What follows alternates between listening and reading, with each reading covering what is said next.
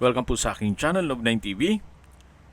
Nandito po tayo ngayon sa isang busy road o area ng Tanza, Cavite, kung saan meron po tayong bagong video presentation, isang income generating na residential commercial building.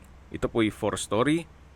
Dito po sa first floor may 3 commercial space. Sa second floor ay meron pong 4 na kwarto na pwedeng paupahan. Then sa third floor ay meron pong 3 kwarto.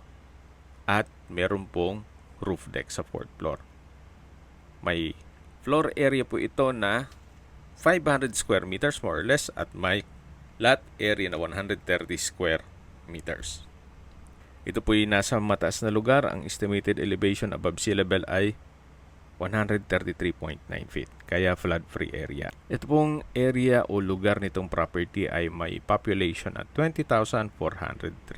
Kaya napaganda pong magnegosyo dito.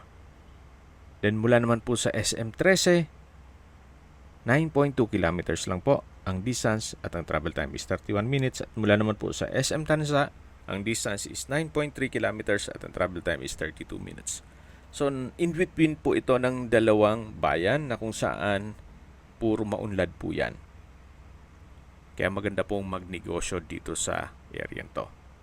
Ang full video presentation po ay mapapanood nyo sa aking main YouTube channel na Love9 TV Official. Tungkol naman po sa dokumento nito, ito'y titulado, buhay po ang may-ari, kaya wala po kayong maging problema sa documentation o sa transfer ng title.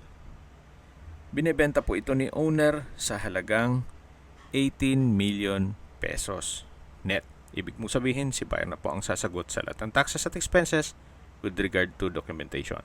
Tawag lang po kayo sa aking numero. Maraming salamat po.